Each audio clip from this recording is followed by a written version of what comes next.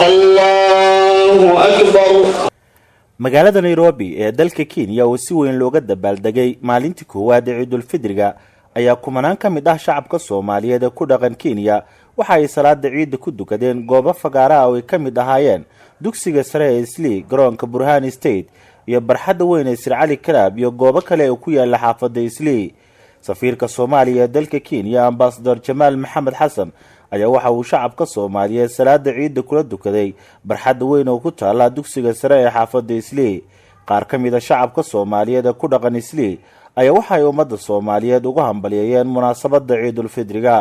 waxaan halkan ka salaamayaa dhammaan ummadda muslimka guud ahaan gaar ahaan dadka Soomaaliyeed ee geeska Afrika ku nool iyo caalamkaba. waxaan leeyahay anigoo sayyidu Soomaali dacwatul musaalaha تقبل الله منا ومنكم صالح الأعمال. إلهي قورتنا نارتها كحري يا قورتا والدينتن ومضى مسلم كان إلهي حسي توفيق يا نبت قليو يا دولته هذا إلهي حوجيو. waxaan salaamayaa dhammaan muslimiinta oo dhan meesha ku nooshahay ciid wanaagsan. ciidan igdeedna ilaahay nabad Allah nagu gaarsiiyo.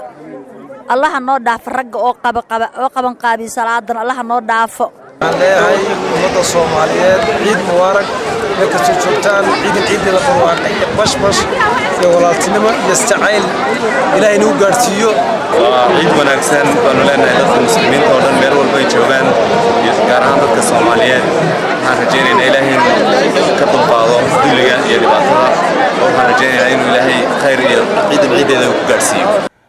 Ambassador Jamal Maxamed Xasan safiirka Soomaaliya ee Kenya ayaa waxa uu isna hambalyo u diray jaaliyadda Soomaaliyeed ee ku nool Kenya isagoona shacabka Soomaaliyeed u rajeeyay in ciidda kale ay nabad ku gaaraan. kullu caam wa antum bikhair dhammaan ummadda muslimiinta meel kasta joogaan gaar ahaan Soomaalida ku nool waddanka Kenya iyo Soomaaliya waxaan rajaynaynaa ciid wanaagsan halana ciid mubaarak dhammaantiin ku ciida ciid wanaagsan nabad barwaaqo caafimaad insha Allah waxaan rajaynaynaa ciidkiisa Ilaahay noo gaarsiiyo caafimaad qab cimri dheer cibaado soo bani waddankeena inoo hagaaga diyaaleedmo aad baan u salaamay dhammaan jaaliyadda Soomaaliyeed ee Kenya ku nool waxaan leenahay ciid wanaagsan mar labaad. safiirka Soomaaliya ayaa salaada ciid kadib waxa uu booqasho ku tagay isla markaana uu socdaal ku soo maray qaybo ka mid ah wadooyinka waaweyn ee xaafadda Islii oo uu shacabka Soomaaliyeed kala qayb qaadanayay hambalyada munaasabadda Ciidul Fidriga. Cabdulqaadir Cali Xuseen Koronto warbaahinta qaranka magaalada Nairobi.